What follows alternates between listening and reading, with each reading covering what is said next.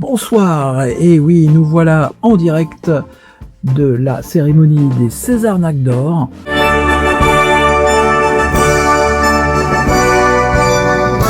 Où cette année encore, peu de suspense, le vainqueur, comme les 14 dernières éditions, est le célèbre Bernard Naqueur, que nous avons en ligne, je crois. Bernard, vous nous entendez ? Oui, petit décalage, monsieur Naqueur est actuellement à Dubaï, d'où ce décalage de son.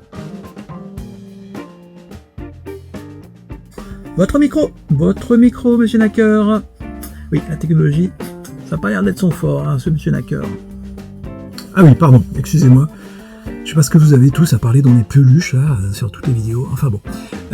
Oui, effectivement, bonjour à tous, merci. Ah, parfait, monsieur Naqueur, on vous entend très bien. Félicitations, déjà. Comme je disais, cette année encore, vous avez remporté les prix les plus prestigieux dans de nombreuses catégories. Alors, j'ai la liste sous les yeux, évidemment, la classique, la boîte d'arnaque, bon, voilà, vous êtes habitués. L'arnaque à la carte bleue aussi, un grand classique, mais également deux nouvelles catégories, puisque vous avez remporté le prix de la crèche arnaque. C'est ça, voilà, les bébés arnaqués avant même de savoir marcher. Très bien, très beau.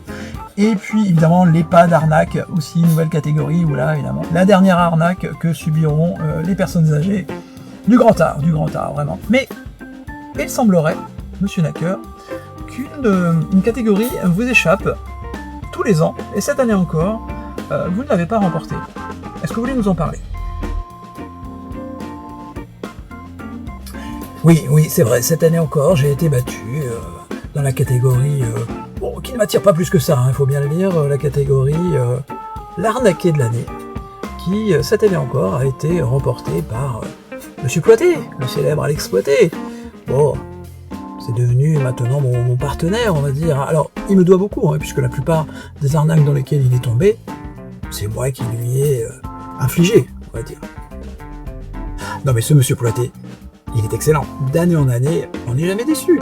Comment peut-on être aussi naïf ?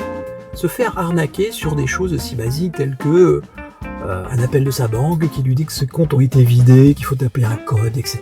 Non mais franchement, c'est vraiment, je veux dire, presque trop facile pour les arnaqueurs. Attendez, ne quittez pas, j'ai un appel de ma banque, justement. Oui, c'est moi, oui, bien sûr, oui. Comment ça, mon numéro de compte ? Oui, je vous communique ça, toc.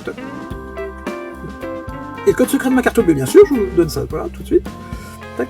Et donc, c'était pour me dire, mes comptes ont été vidés. D'accord, très bien, mais non, mais comment ça vider ? Mais non. Ah, tu l'as pas vu venir celle-là, hein. L'arnaque à l'intervieweur télé. Elle était pas dans ta liste celle-là. Hein. Quel naïf. Ah, faut que j'appelle Claude. Claude, c'est mon assistant IAA. Indispensable assistant arnaqueur. Oui, Claude ? Ouais, j'ai vu, très bien. Bon, parfait, comme d'habitude. Hein. Il est tombé dans le panneau, nickel. Bah écoute, on continue. Allez, je te laisse, t'as du travail. Bonne journée les losers. Au baratin des entrepreneurs, on vend du courage en plusieurs couleurs. On dénonce, on déconne, on délire, mais surtout on facture le délire. Au baratin des entrepreneurs, y a des coachs en costume voyageurs. Ils te parlent liberté, horizon, depuis leur balcon à Dubaï, bah voyons. Évite la charge mentale qu'ils disent, mais publie 5 posts avant déjeuner.